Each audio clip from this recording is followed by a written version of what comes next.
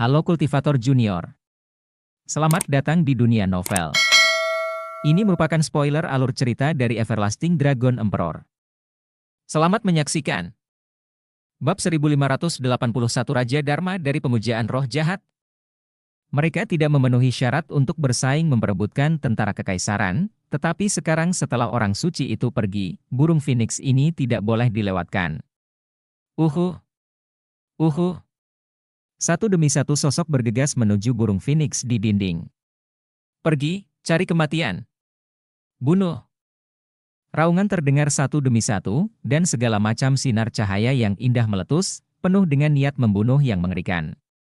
Tiba-tiba, puluhan master diledakkan ke udara, dan darah mereka memenuhi udara.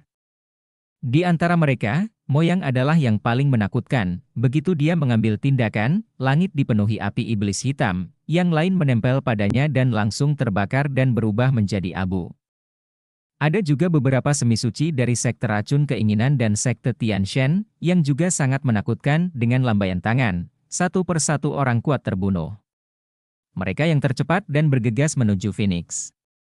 Tidak ada yang memperhatikan bahwa setelah darah orang yang terbunuh berserakan di tanah, darah itu dengan cepat menembus ke dalam tanah dan menghilang. Saat ini, Luming juga bergegas keluar. Tapi Luming tidak bergegas menuju Phoenix, tapi menuju sisi altar. Di sana terdapat lempengan batu seukuran pelat muka dengan ukiran pola Tai Chi di atasnya. Baru saja, altarnya hancur, dan lempengan batu ini terbang keluar dari altar. Semua orang mengira formasi besar di altar hanya memiliki satu inti, yaitu cermin Phoenix kuno, tetapi Luming melihat bahwa formasi besar di altar sebenarnya memiliki dua inti. Salah satunya adalah cermin kuno Phoenix, dan inti lainnya adalah lempengan batu ini. Mampu menjadi inti dari formasi ini bersama dengan cermin kuno Phoenix prajurit kekaisaran jelas tidak mudah. Luming mengulurkan tangannya dan meraihnya di atas lempengan batu, tetapi lempengan batu itu tidak bergerak sama sekali. Sangat berat. Luming terkejut. Dia meraihnya dengan kuat tetapi gagal mengambilnya. Lempengan batu ini lebih berat dari gunung. Pertama, gunakan peta pegunungan dan sungai untuk menyembunyikannya. Alis Luming bersinar, dan dia menembakkan seberkas cahaya, menutupi pelat batu.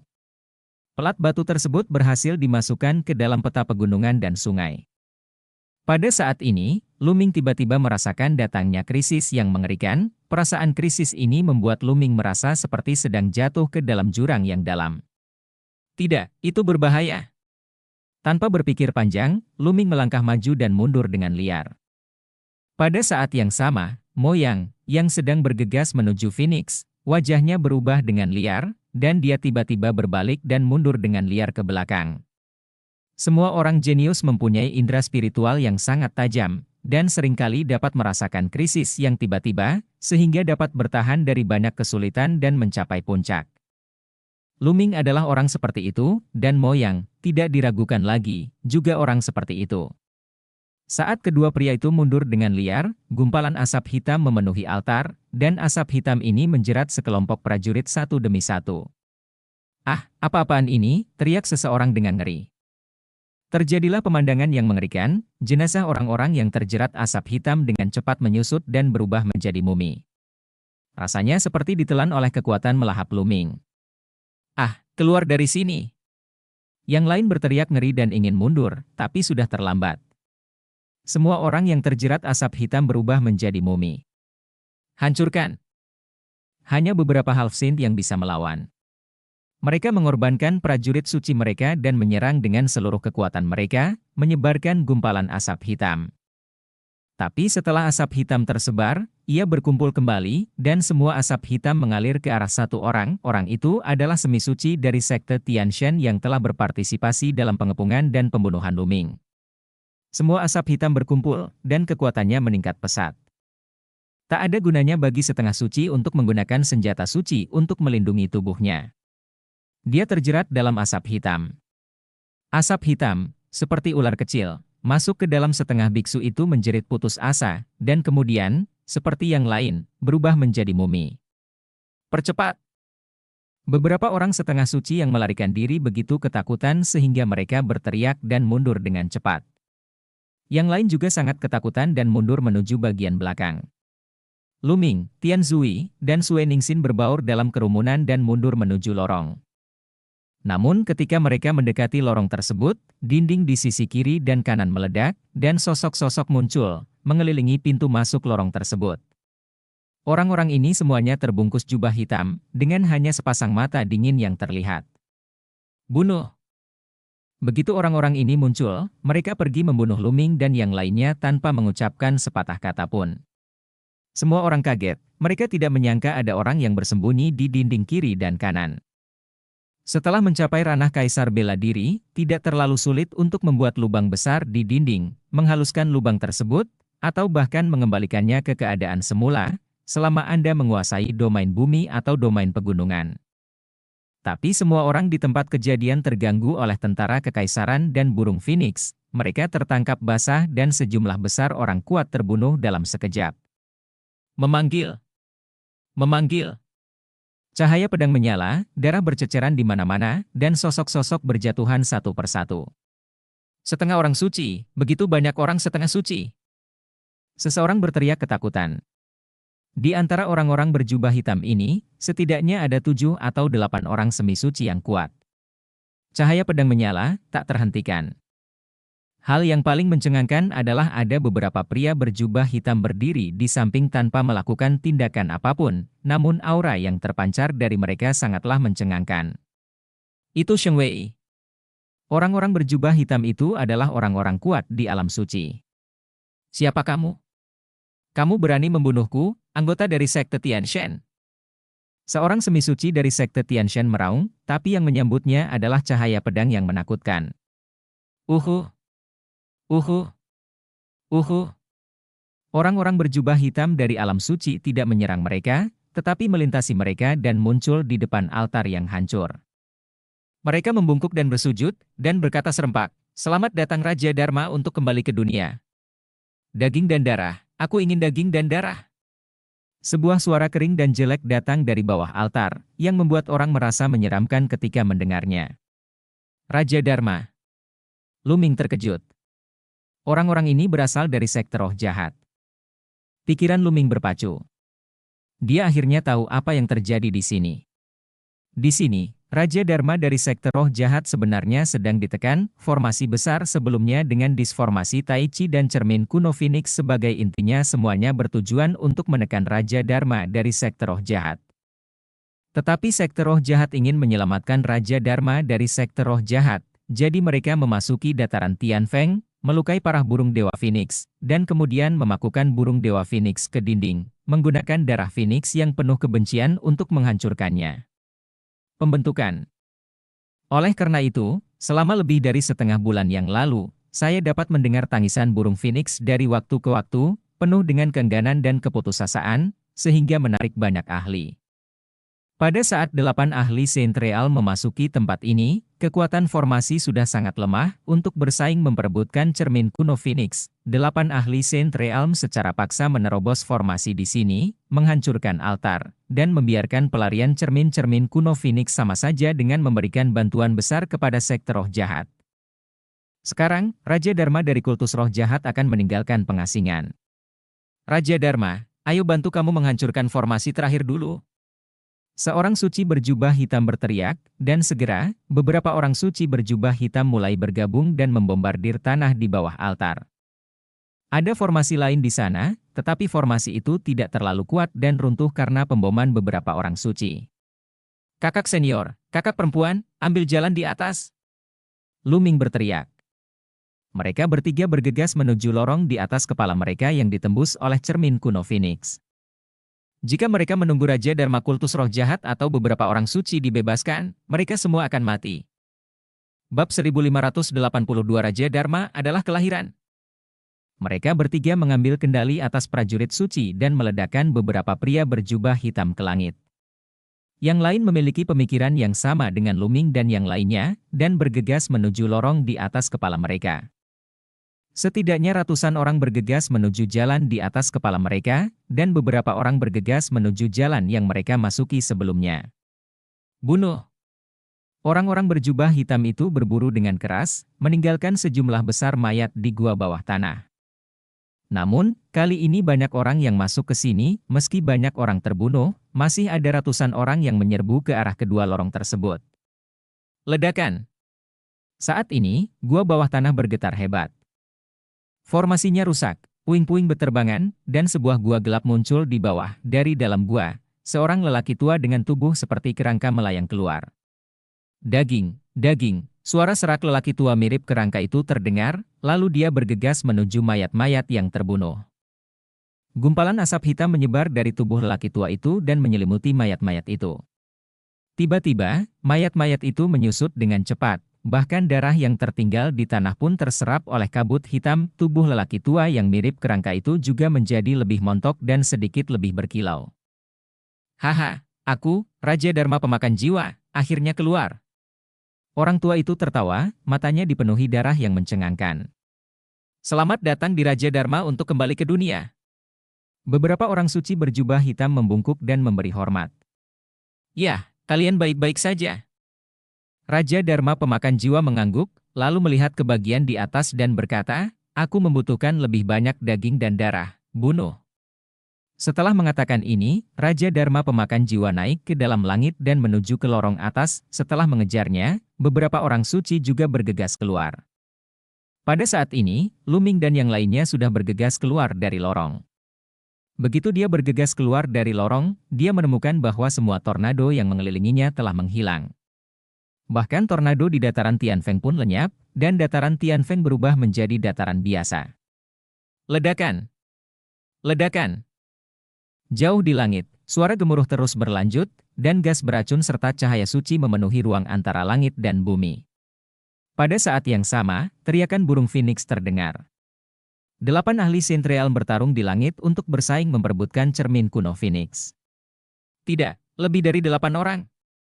Luming mendongak dan melihat ada lebih dari selusin sosok bertarung di ketinggian, dan seluruh langit akan meledak. Ada lebih dari selusin orang, semuanya adalah orang kuat di alam suci. Jelas sekali, saat mereka masuk, orang suci lain datang untuk berpartisipasi dalam pertarungan memperebutkan cermin kuno Phoenix. Cermin kuno Phoenix dikelilingi oleh banyak ahli Sentrealm. Lebih dari selusin orang suci saling menahan dan bertarung satu sama lain. Tidak ada yang bisa mendapatkan cermin kuno Phoenix. Menabrak. Di langit, sesosok tubuh terlempar, memuntahkan darah. Seorang suci terluka, seorang suci dari sekte Tianshan. Orang suci juga mempunyai kelebihan dan kekurangan, yang jelas orang tersebut berada di alam suci dan berada di pihak yang lemah. Begitu Luming dan yang lainnya bergegas keluar dari lorong, mereka bergegas menuju luar dataran Tianfeng tanpa berhenti sama sekali. Dari belakang, orang-orang dari sekte roh jahat diusir. Elder, tolong aku. Orang-orang dari sekte You Tianshan dan sekte racun keinginan berteriak, meminta bantuan dari orang-orang kuat di alam suci. Hah? Pakar alam suci yang terluka itu melangkah keluar dan muncul di hadapan semua orang, sambil berkata, apa yang terjadi? Ada penyergapan di dalam gua itu, dan banyak dari kita yang dibunuh oleh mereka. Salah satu murid dari sekte Tianshan dengan cepat menjawab, dan ketika mereka melihat semi suci dari sekte Tianshan datang, mereka menghela nafas panjang. Niat membunuh yang dingin melintas di mata pria kuat dari alam suci sekte Dewa Surgawi. Baru saja, dia adalah orang pertama yang terluka dalam pertarungan memperebutkan cermin kuno Phoenix. Api di hatinya dan tidak punya tempat untuk melampiaskannya. Sekarang dia mengalihkan sasarannya ke orang-orang dari kultus roh jahat. Bunuh! Orang suci dari sekte Tianshan melangkah keluar dengan satu langkah, dan langit dipenuhi dengan cahaya suci, membentuk energi pedang yang menakutkan, membunuh orang-orang dari sekte roh jahat. Segera, selusin orang kuat dari sekte roh jahat terbunuh, termasuk 2 orang semi suci. Orang kuat di alam suci memadatkan kekuatan suci, begitu kekuatan suci keluar, energi sejati tidak dapat menahannya dan langsung ditembus. Mundur. Anggota lain dari sekte roh jahat mundur satu demi satu. Namun, Luming, Tianzui, dan Sue Ningxin tidak berhenti sama sekali dan terus bergegas keluar. Di sini, sosok tingkat Raja Dharma sebenarnya sedang ditekan. Raja Dharma dari sekte roh jahat semuanya adalah pembangkit tenaga listrik tingkat kaisar. Bahkan jika mereka telah ditekan selama bertahun-tahun, mereka benar-benar menakutkan. Yang terbaik adalah mengambil tindakan. Sekarang, secara alami, orang suci dari sekte Tianshan tidak mengetahui semua ini, seluruh tubuhnya dipenuhi dengan cahaya suci, dan dia berjalan menuju orang-orang dari sekte roh jahat dengan aura seorang pria yang akan melayani dunia. Tak seorang pun dari sekte Tianshan yang berani membunuhku akan selamat, kata orang suci dari sekte Tianshan dengan dingin. Benarkah? Coba saya lihat bagaimana kamu membunuh. Hehehe. Pada saat ini, sebuah cibiran keluar, dan Raja Dharma pemakan jiwa terbang keluar dari lorong di gunung, tubuhnya dipenuhi asap hitam, terbang menuju sisi ini. Orang kuat di alam suci sekte Dewa Surgawi memandang Raja Dharma pemakan jiwa dan sedikit mengernyit. Dia menemukan bahwa dia tidak dapat melihat melalui pihak lain dan tidak mengetahui tingkat kultivasi pihak lain, tetapi dia dapat merasakan bahwa pihak lain tampaknya sangat lemah dan energi serta darahnya sangat lemah. HMPH, lelaki tua itu akan kehabisan vitalitas dan darah, dan dia di sini untuk mati, bunuh dia, orang suci dari sekte Tianshan berteriak dengan dingin, sambil mengembunkan tombak hukuman ilahi di tangannya. Memanggil. Tombak hukuman ilahi menusuk, dan suara siulan yang menakutkan terdengar di langit, dan bahkan ruangan pun beriak. Tombak hukuman ilahi yang digunakan oleh orang kuat di alam suci terlalu menakutkan, sepenuhnya dipadatkan dengan kekuatan suci, dan juga mengandung kekuatan hukum. Luming merasa bahwa meskipun dia melawannya dengan prajurit suci, itu akan tetap terjadi. Ditembus. Menabrak. Tombak hukuman ilahi mengenai Raja Dharma pemakan jiwa dengan akurat, dan Raja Dharma pemakan jiwa langsung meledak. HMPH, rentan. Orang suci dari sekte Tianshan mencibir dengan nada menghina. Sungguh, kuek-kuek, ejek, dan Raja Dharma pemakan jiwa berubah menjadi gumpalan asap hitam, mengelilingi orang-orang suci dari sekte Dewa Surgawi. Bagaimana mungkin? Di bawah kekuatan hukumku, bahkan roh alami pun akan rusak parah. Orang suci dari sekte Tianshan meraung tak percaya. Beberapa roh alam, seperti api, kilat, dan roh lainnya, memiliki vitalitas yang kuat dan dapat mengurangi kerusakan secara signifikan ketika tubuhnya runtuh. Namun, kekuatan hukum dapat menyebabkan kerusakan besar pada tubuh roh semacam ini. Tembakan yang ditembakkan oleh orang suci dari sekte Tianshan barusan pasti dapat melukai lawan dengan parah, tetapi tergantung situasinya, lawan akan baik-baik saja. Sesaat kemudian, wajahnya berubah drastis, karena ia merasakan darah di sekujur tubuhnya mendidih, seolah hendak ditelan oleh asap hitam yang mengelilinginya. Ledakan. Orang suci dari sekte Tianshan berteriak, dan kekuatan sucinya meledak, mencoba mengalahkan asap hitam Raja Dharma pemakan jiwa.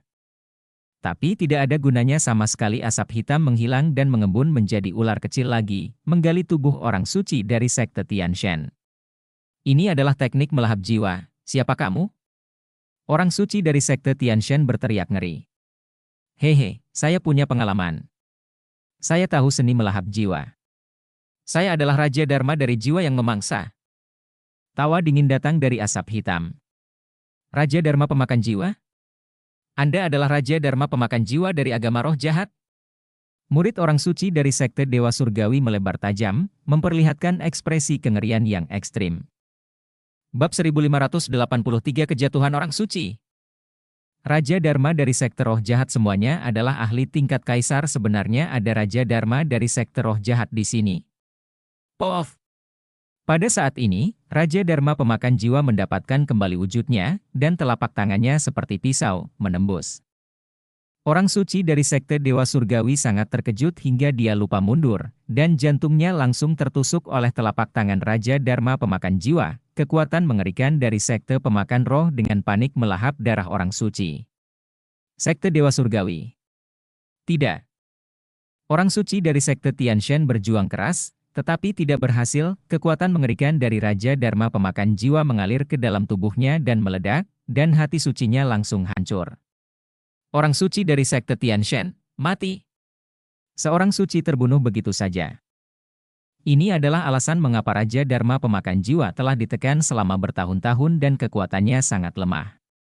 Jika tidak, pembangkit tenaga listrik tingkat kaisar mungkin dapat membunuh seorang suci dari Dewa Surgawi sekte hanya dengan beberapa klik. Ayo pergi, ayo cepat. Lawannya adalah Raja Dharma dari sekte roh jahat, Kaisar Agung. Semua orang di tempat kejadian panik dan bingung, dan mereka melarikan diri dengan panik keluar dataran Tianfeng. Adapun Raja Dharma pemakan jiwa, dia menyerap darah orang suci, dan tubuhnya dipenuhi darah, dan auranya menjadi lebih kuat. Gah gagah, darah para orang suci sungguh luar biasa. Masih banyak lagi di sini. Raja Dharma pemakan roh memandang ke langit, di mana terdapat lebih dari selusin orang suci. Raja Dharma pemakan jiwa melangkah ke udara. Murid dari selusin orang suci itu menyusut. Mereka secara alami mendengar dan melihat orang suci dari sekte Tianshan yang baru saja terbunuh dan berteriak, pada saat ini, Raja Dharma pemakan jiwa datang, dan mereka semua merasa ngeri. Semuanya, pihak lain adalah kaisar yang kuat. Bahkan setelah ditekan selama bertahun-tahun, dia masih menakutkan. Sebaiknya kita bergabung. Seorang suci dari sekte racun keinginan berbicara terlebih dahulu. Oke, saya setuju. Saya juga setuju. Menghadapi Raja Dharma pemakan jiwa, mereka hanya bisa bergabung, jika tidak, mereka akan mati. Kicauan. Pada saat ini, cermin Phoenix kuno mengeluarkan teriakan keras, dan cahayanya bersinar terang, seolah-olah telah berubah menjadi burung Phoenix dan bergegas keluar dari area sekitarnya dalam satu gerakan. Kamu telah menindasku selama bertahun-tahun, dan kamu hanya ingin pergi. Raja pemakan jiwa berkata dengan dingin, melambaikan telapak tangan, dan telapak tangan raksasa yang mengangkat langit keluar dan meraih cermin kuno Phoenix. Burung Phoenix melebarkan sayapnya, menyebarkan sinar cahaya terang, menembus tangan kental Raja Dharma pemakan jiwa, dan kemudian bergegas ke kejauhan. Raja Dharma pemakan jiwa mengerutkan kening dan tidak mengejarnya, namun, selusin orang suci takut pada Raja Dharma pemakan jiwa dan tidak berani mengejarnya. Dalam sekejap mata, cermin kuno Phoenix menghilang dari pandangan semua orang. Di dataran Tianfeng, seorang pemuda berlari dengan liar menuju bagian luar dataran Tianfeng. Orang ini tidak lain adalah Iden. Dia tidak memasuki gunung, tetapi tetap berada di luar. Kemudian dia melihat cermin Phoenix kuno terbang keluar, dan kemudian lebih dari selusin orang suci berpartisipasi dalam pertempuran. Dia tahu bahwa tidak ada artinya baginya untuk tetap tinggal, dan itu sangat berbahaya. Jika dia diperangi oleh orang-orang kudus, jika ada jejak setelahnya, hanya ada satu cara untuk mati. Oleh karena itu, dia mundur begitu saja dari dataran Tianfeng dan mengamati secara rahasia. Saat dia berlari, seekor burung Phoenix berkicau, dan kemudian cahaya pelangi melesat ke arah tubuhnya, terbenam ke dalam tubuhnya, dan menghilang. Wajah Iden berubah drastis, dia merasakannya dengan hati-hati, dan menunjukkan ekspresi ekstasi. Persenjataan Kaisar, cermin kuno Phoenix. Iden mengerang, lalu menggunakan teknik tubuhnya untuk bergerak keluar dengan kecepatan tinggi, menghilang dalam sekejap mata. Di sisi lain, Raja Dharma pemakan jiwa memandangi selusin orang suci dengan mata berapi-api. Tampaknya di matanya, orang kuat di alam suci lebih menarik daripada tentara kekaisaran. Bunuh! Tiba-tiba, Raja Dharma pemakan jiwa bergerak dan membunuh salah satu dari mereka. Ambil tindakan! Lebih dari selusin orang suci juga mengambil tindakan pada saat yang sama. Serangan mengerikan berkumpul dan membombardir Raja Dharma pemakan jiwa. Namun, tubuh Raja Dharma pemakan jiwa seringan apapun. Dia menghindari serangan itu. Menyerang dengan sedikit menghindar dan terus membunuh ke salah satu dari mereka. Bantu Raja Dharma! Pada saat ini, beberapa pria berjubah hitam melangkah ke langit dan bergabung dengan kelompok pertempuran. Mereka adalah beberapa orang kuat dari alam suci agama roh jahat. Mereka mengambil tindakan untuk membantu Raja Dharma pemakan jiwa menahan lawan-lawannya, membuat Raja Dharma pemakan jiwa lebih betah. Sosok Raja Dharma pemakan jiwa terus berkedip, dan dia bertepuk tangan, gumpalan asap hitam memenuhi udara dan bergegas menuju lebih dari selusin orang suci. Raja pemakan jiwa melahap orang suci sebelumnya, dan jelas terlihat bahwa dia lebih kuat. Para wali tersebut nampaknya sangat takut dengan asap hitam Raja Dharma pemakan jiwa dan tidak berani disentuh oleh asap hitam tersebut. Berbagai serangan terus membombardir asap hitam tersebut hingga tersebar. Ada juga beberapa serangan yang ditujukan kepada Raja Dharma pemakan jiwa, namun sepertinya tidak ada gunanya baginya, tubuhnya roboh dan berubah menjadi gumpalan asap hitam. Mati! Raja Dharma pemakan jiwa menatap salah satu orang suci dan terus menyerangnya. Orang suci itu berasal dari sekte kecil dan relatif lemah. Wajah orang suci itu jelek dan dia terus mundur. Ling Yanbu. Sebuah suara kasar keluar dari mulut Raja Dharma pemakan jiwa. Tubuhnya tiba-tiba menghilang tanpa jejak. Tidak bagus. Orang suci itu terkejut, mengeluarkan kekuatan sucinya, mengendalikan hukum, dan meledakkannya ke segala arah. Tapi, puff. Pada titik tertentu, Raja Dharma pemakan jiwa muncul di hadapannya, dan telapak tangannya keluar, menusuk hati orang suci ini, kekuatan mengerikan langsung menghancurkan hati suci orang tersebut. Kemudian dia mulai menyerap darah lawannya dengan gila-gilaan. Hentikan dia, jangan biarkan dia terus menyerap darah. Seorang suci dari sekte racun keinginan berteriak dan melancarkan serangan terhadap Raja Dharma pemakan jiwa.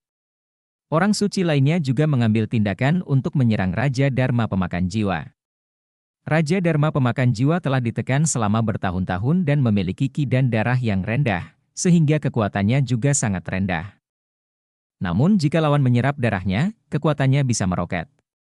Serangkaian serangan mengerikan menimpa Raja Dharma pemakan jiwa. Tubuh Raja Dharma pemakan jiwa meledak dan berubah menjadi gumpalan asap hitam, yang tenggelam ke dalam tubuh orang suci yang dibunuhnya. Kuak, kamu tidak bisa menghentikanku. Suara jahat datang dari tubuh orang suci itu. Tubuhnya menyusut dengan kecepatan yang terlihat dengan mata telanjang. Hancurkan tubuhnya. Seseorang berteriak, dan serangan mengerikan menimpa tubuh orang suci itu, langsung menghancurkan tubuhnya. Namun, hanya sejumlah kecil darah yang berserakan, dan digulung oleh awan asap hitam. Darah itu tersapu ke dalam asap hitam. Kuak. Tawa berlanjut saat Raja pemakan jiwa bertransformasi menjadi bentuk manusia lagi, namun tubuhnya menjadi lebih montok dan auranya menjadi lebih kuat. Telapak tangan penghancur roh, bunuh, teriak Raja pemakan jiwa, kali ini dia langsung menyerang. Dia menyerap darah dua orang suci satu demi satu, dan kekuatannya meningkat pesat, dan dia bisa menggunakan beberapa metode yang mengerikan. Jejak telapak tangan yang menakutkan terbentuk dan melesat ke arah salah satu orang suci. Menabrak.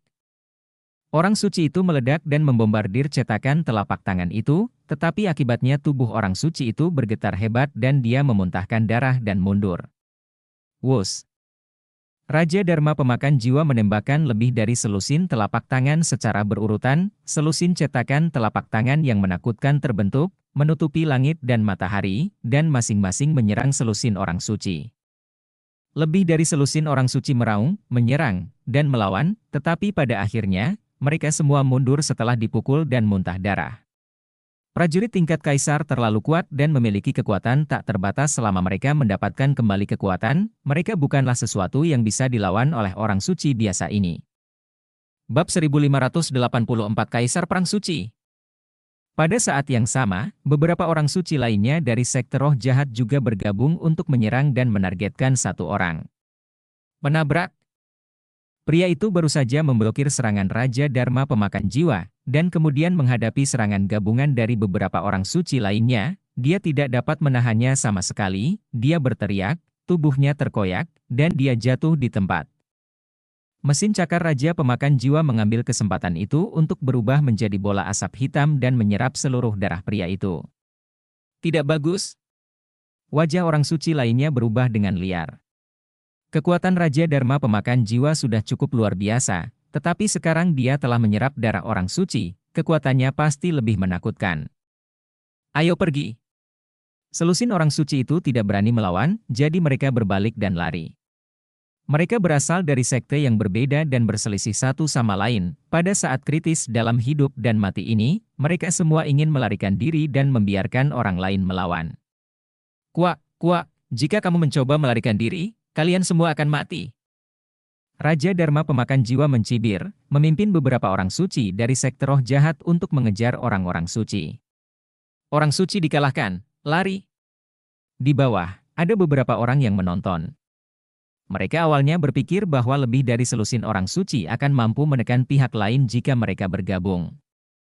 Tanpa diduga, ketika mereka melihat pemandangan ini, mereka tiba-tiba terbang ke langit dan mulai berlari dengan liar. Saat ini, Lu Ming, Tian Zui, dan Sue Ningxin hampir keluar dari dataran Tianfeng. Mereka tidak berhenti. Raja Dharma pemakan jiwa adalah pembangkit tenaga listrik tingkat kaisar. Meskipun ada lebih dari selusin orang suci, Luming masih merasa bahwa selusin orang suci mungkin tidak banyak berguna. Tidak, orang-orang suci itu telah dikalahkan. Tian Sui meraung. Antara langit dan bumi, kekuatan suci sangat kuat, dan lebih dari selusin orang suci tersebar dan melarikan diri ke segala arah. Cepat, target Raja Dharma pemakan jiwa saat ini adalah orang suci. Tingkat kultivasi kita terlalu lemah, dan lawan tidak akan mengincar kita sekarang, kata Luming. Ketiganya terus terbang dengan kecepatan tinggi, dan dalam sekejap mata, mereka terbang keluar dari dataran Tianfeng. Memanggil. Pada saat ini, ada tepi tajam yang menakutkan di langit jauh, menembus dataran Tianfeng. Itu adalah tombak hukuman ilahi. Sekte Tianshan, orang kuat lainnya telah tiba. Tombak hukuman ilahi ini sangat menakutkan, menembus kehampaan seolah-olah menembus kehampaan. Orang suci. Raja Dharma pemakan jiwa mengeluarkan suara dingin, mengepalkan telapak tangannya, dan bertabrakan dengan tombak hukuman ilahi. Suara keras yang mengguncang bumi terdengar, dan tubuh Raja Dharma pemakan jiwa mundur dengan liar, mundur sejauh puluhan mil. Di kehampaan yang jauh, sesosok tubuh melangkah di udara. Ini adalah seorang pria paruh baya dengan sosok langsing, terlihat sangat tampan ketika masih muda, wajahnya sangat tenang, namun secara tak kasat mata, ia memancarkan keagungan yang tiada tara. Master Sekte, itu adalah Master Sekte. Beberapa murid dari Sekte Tianshan berteriak ketika mereka melihat pria paruh baya ini. Luming dan 3 orang lainnya juga terkejut. Kepala Sekte Tianshan sebenarnya datang sendiri. Tanpa diduga, sebenarnya ada Raja Dharma dari Sekte Roh Jahat yang diabadikan di sini, tapi sepertinya dia pasti sangat lemah. Sebuah suara dingin dan samar terdengar. Pembicaranya bukanlah pemimpin Sekte Tianshan, tetapi dari yang lain. Samping. Di sana, seorang lelaki tua berjubah hijau tiba-tiba muncul, dialah yang baru saja berbicara. Master Sekte, seru para murid Sekte Yudu. Pemimpin Sekte Racun Keinginan juga telah tiba. Gah, sebenarnya ada 2 orang suci di sini. Selama aku membunuhmu, tingkat kultivasiku akan pulih sebesar 20%. Raja Dharma pemakan jiwa tertawa. Raja Dharma pemakan roh, dalam kondisimu saat ini, kamu masih ingin membunuh kami. Ini konyol. Mundur saja dan keluar dari Changzhou. Saya tidak peduli dengan apa yang terjadi hari ini. Pemimpin Sekte Tianshan berkata dengan tenang. Itu hanya orang suci. Nadanya keras sekali. Bagaimana jika aku tidak mundur? Raja Dharma pemakan jiwa berkata dengan dingin. Jika kamu tidak mundur, satu-satunya pilihan adalah mempertahankanmu dan menghancurkanmu sepenuhnya. Pemimpin Sekte Tianshan berkata, lalu memandang pemimpin Sekte Keinginan dan berkata, Saudaraku, bagaimana kalau menggabungkan kekuatan bersama? Itulah yang kuinginkan. Pemimpin Sekte Racun Keinginan berkata, Gah, kalau begitu biarkan aku melihat apa yang kamu, generasi muda, mampu lakukan. Bunuh. Raja Dharma pemakan jiwa pergi untuk membunuh pemimpin Sekte Dewa Surgawi. Ledakan. Ledakan. Pada saat yang sama, para master dari Sekte Dewa Surgawi dan para master dari Sekte Hasrat meletus dengan aura yang menakutkan dan menyerang Raja Dharma pemakan jiwa. Tiba-tiba, dunia seluruhnya tertutup oleh cahaya suci putih, gas beracun hijau, dan asap hitam, dan raungan mengerikan terus terdengar. Raja Dharma pemakan jiwa diblokir. Ayo pergi. Lumingsi tidak ragu-ragu dan mengeluarkan pesawat ulang-alik pemecah langit.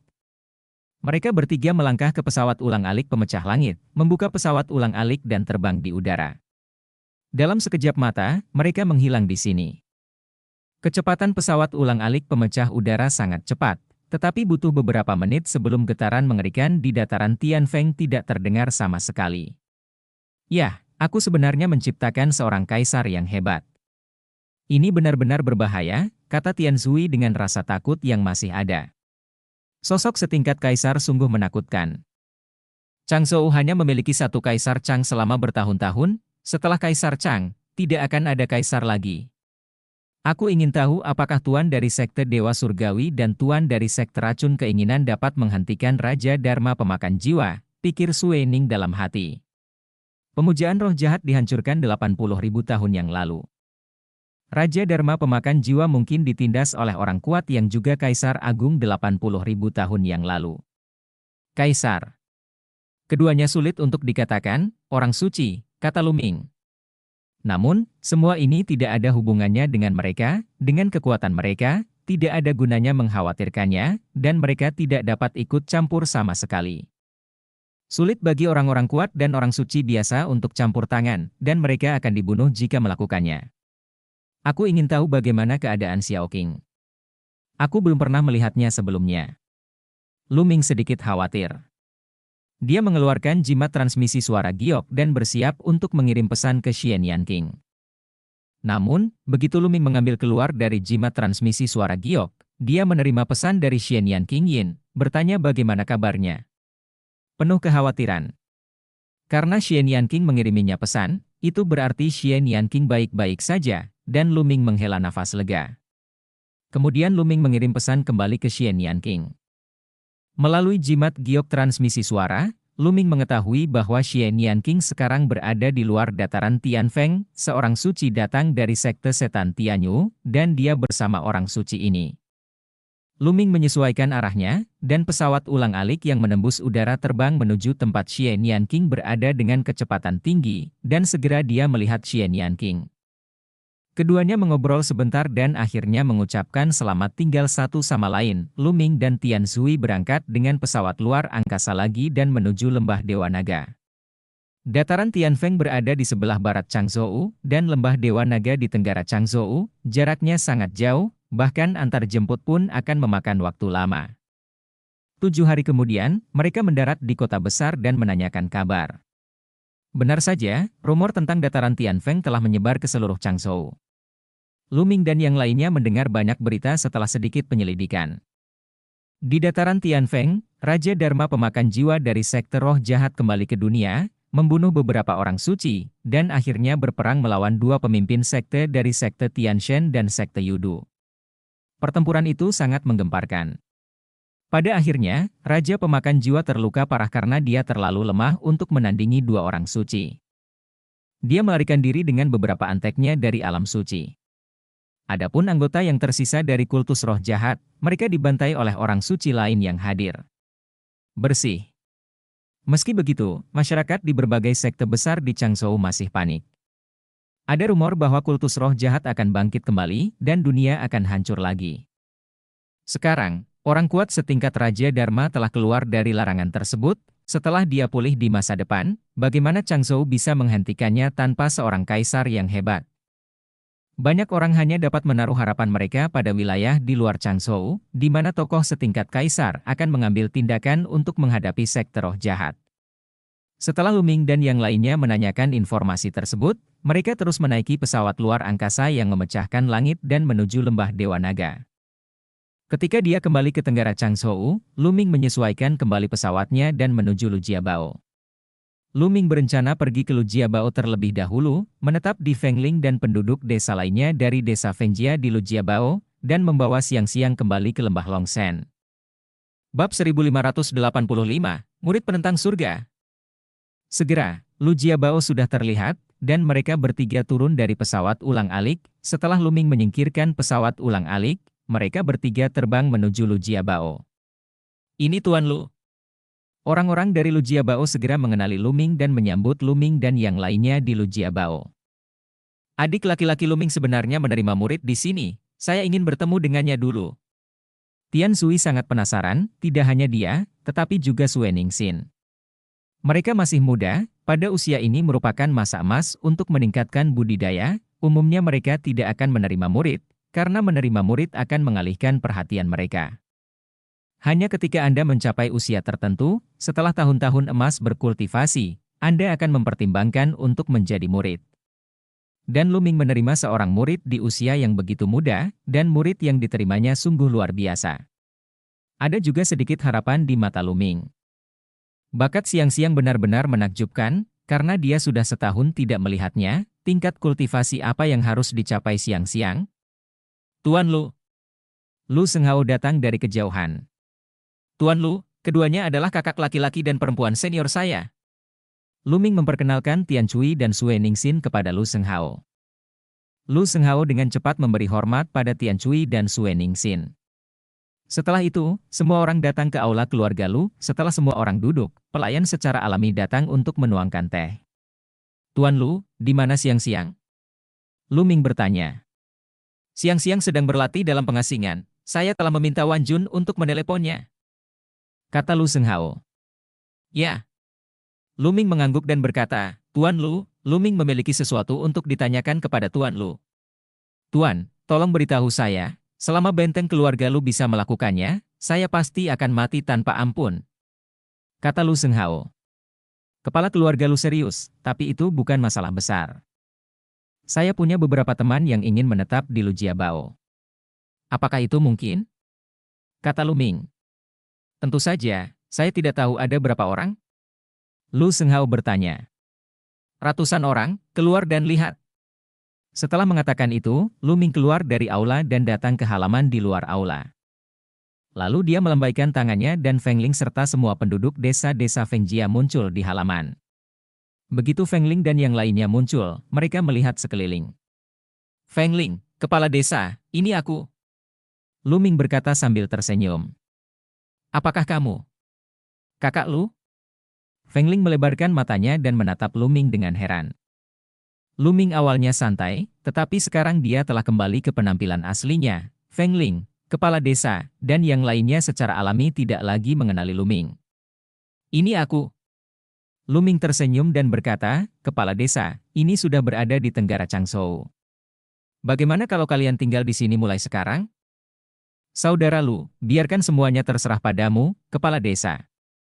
Jangan khawatir, Tuan Lu, saya akan segera memanggil seseorang untuk mengatur tempat tinggal mereka. Saya pasti akan memilih tempat dengan lingkungan yang baik untuk menampung mereka, kata Lu Senghao, dan kemudian dia memanggil seorang tetua dari keluarga Lu, bersama dengan Feng Ling, kepala desa dan orang-orang lainnya, menetap. Dengan cara ini, kekhawatiran Lu Ming teratasi. Tuan. Sebuah suara yang jelas terdengar, dan sesosok tubuh melintas. Seorang gadis kecil berusia sekitar 7 atau 8 tahun muncul di depan Lu Ming, itu adalah Lu Xiangxiang. Di belakang Xiangxiang, Liu Wanjun juga mengikuti. Xiangxiang, kamu masih tidak sopan ketika melihat tuannya, kamu tidak mengerti aturan apapun. Liu Wanjun mengomel ringan. Murid, saya menyapa guru. Xiangxiang dengan patuh membungkuk kepada Lu Ming. Haha, tidak perlu. Ayo, izinkan aku memperkenalkanmu. Ini kakak laki-lakiku. Kamu ingin memanggilnya paman senior ke-7. Ini kakak perempuannya.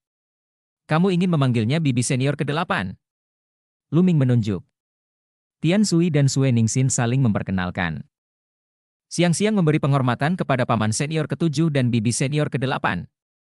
Xiangxiang dengan patuh membungkuk kepada Tian Cui dan Sue Ningxin. Haha, anak baik, ini hadiah dari bibi senior ke-8. Sue Ningxin mengeluarkan bola hijau dan memberikannya kepada Xiangxiang. Itu adalah senjata roh kaisar sebagai hadiah pertemuan. Ayo, guru ke-7 akan memberimu hadiah juga. Tian Sui menyeringai, mengeluarkan senjata roh kaisar, dan memberikannya kepada Xiangxiang. Xiangxiang, kultivasimu telah mencapai tingkat ke-9 dari Raja Bela Diri? Pada saat ini, mata Lu Ming berkilat karena terkejut. Ya. Saya baru saja menembus Raja Wu tingkat 9 beberapa hari yang lalu. Xiangxiang mengangguk. Kelopak mata Lu Ming bergerak-gerak, dan hatinya terguncang. 1 tahun, hanya 1 tahun sebelum dan sesudahnya, tingkat kultivasi Xiangxiang sebenarnya telah menembus Raja Wu tingkat 9. Kecepatan ini sungguh luar biasa. Ini masih di Lu Jiabao, tanpa sumber daya sekte teratas untuk melatihnya. Kecepatan ini membuat Lu Ming tercengang. Pada usia ini, sangat bagus untuk mencapai tingkat ke-9 Raja Wu. Xiangxiang, sudah berapa lama kamu berlatih? Tanya Tian Sui. Xiangxiang telah berlatih selama 1 tahun. Guru mengajari saya cara berlatih 1 tahun yang lalu, kata Xiangxiang. Ya, 1 tahun, lumayan. Tunggu, apa? 1 tahun? Tian Sui mulai mengangguk, dan segera bereaksi, membuka mulutnya semakin lebar, menatap Xiangxiang dengan tidak percaya. Dan Sue Ningxin juga tercengang. 1 tahun yang lalu, dia belum berlatih, tetapi hanya butuh 1 tahun baginya untuk mencapai Raja Bela Diri tingkat 9. Kecepatan ini membuat Tian Sui dan Sue Ningxin tercengang. Meskipun ini adalah Yuan Lu, ada banyak keajaiban yang berlatih dengan kecepatan yang mencengangkan, tetapi mereka belum pernah mendengar seseorang yang mencapai Raja Seni Bela Diri tingkat ke-9 hanya dalam 1 tahun dari awal. Di samping mereka, Liu Wanjun dan Lu Senghao sama-sama menunjukkan senyuman gembira dan puas. Sejujurnya, kecepatan kultivasi siang-siang mengejutkan mereka pada awalnya, tetapi sekarang, itu berubah menjadi kegembiraan. Siang-siang mengedipkan matanya yang besar dan menatap dengan rasa ingin tahu ke arah Tian Sui dan Sue Ningxin yang tercengang. Dia benar-benar tidak mengerti mengapa paman dan bibinya terlihat seperti ini. Butuh beberapa saat bagi Tian Sui dan Sue Ningxin untuk bereaksi. Adik laki-laki, saya sangat iri karena saya dapat menerima murid yang begitu baik. Jika saya memiliki murid seperti itu, saya akan mengajarinya dengan baik bahkan jika saya tidak berlatih. Tian Sui memandang Lu Ming dengan mata penuh kegembiraan. Iri hati, cemburu, benci. Kalau begitu kamu, sebagai paman, akan memberimu lebih banyak nasihat di masa depan. Lu Ming berkata sambil tersenyum. Semua orang mengobrol, dan ketika malam tiba, Lu Senghao menyiapkan jamuan makan untuk beberapa orang. Malam itu, Lu Ming dan yang lainnya check-in di Lu Jiabao. Keesokan paginya, Lu Ming mengucapkan selamat tinggal pada Lu Senghao dan Li Wanjun. Bu, kakek, hati-hati. Siang-siang mengucapkan selamat tinggal kepada Lu Senghao dan Li Wanjun dengan sedikit enggan. Siang-siang, mulai sekarang di Lembah Dewa Naga, kamu harus mendengarkan gurumu dan berlatih keras, tahu? Mata Li Wanjun dipenuhi dengan keengganan yang dalam, dan air mata mengalir di wajahnya saat dia berbicara. Bu, jangan menangis. Siang-siang akan meluangkan waktu untuk datang dan menemuimu, kata siang-siang patuh. Kemudian, siang-siang mengucapkan selamat tinggal lagi pada Lu Senghao. Tuan Lu, Nyonya, sampai jumpa lagi. Lu Ming menangkupkan tinjunya, lalu membawa siang-siang dan berjalan pergi di udara, menghilang dari pandangan Lu Senghao dan yang lainnya. Setelah terbang beberapa saat, Lu Ming mengeluarkan pesawat luar angkasa pemecah langit, dan mereka berempat melangkah ke pesawat luar angkasa pemecah langit dan menuju Lembah Dewa Naga. Ini adalah pertama kalinya siang-siang menaiki pesawat luar angkasa yang memecahkan langit, dan dia masih berjiwa anak-anak. Dia segera melupakan kesedihan karena perpisahan dan melihat sekeliling. Kemudian dia menarik Lu Ming dan bertanya tentang ini dan itu. Dia sangat penasaran. Bab 1586 Formasi Tai Chi. Lu Jiabao sangat dekat dengan Lembah Dewa Naga. Kami naik pesawat luar angkasa dan segera tiba.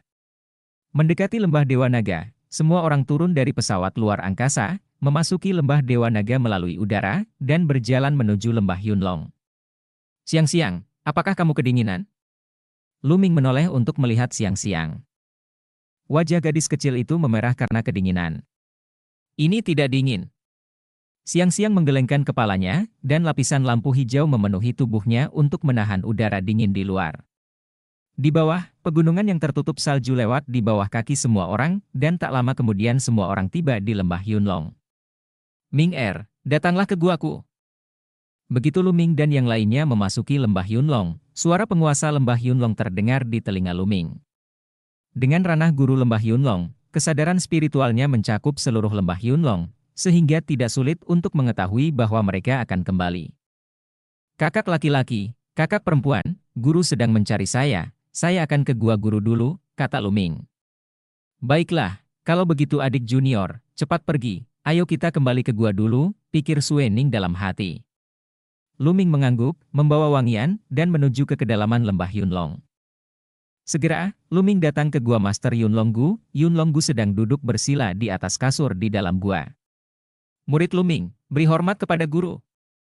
Lu Ming memberi hormat kepada guru Lembah Yunlong dengan tangan terkepal. Magang Lu siang-siang, tolong temui gurumu. Lu siang-siang sangat patuh melihat Lu Ming memberi hormat, dia segera mengikutinya. Hah? Guru Lembah Yunlong sedikit terkejut, memandang siang-siang, dan berkata, Ming apakah ini muridmu? Nah, ini adalah murid yang diterima murid saya setahun yang lalu. Saya memerlukan seorang master dalam masa depan. Tolong beri saya nasihat, kata Lu Ming. Guru Lembah Yunlong memandang siang-siang dengan hati-hati, lalu matanya bergerak, menunjukkan sedikit keterkejutan.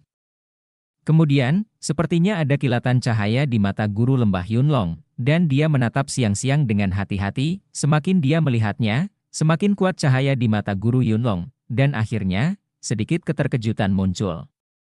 Melalui Ming Er, muridmu ini sungguh luar biasa, seru guru lembah Yunlong.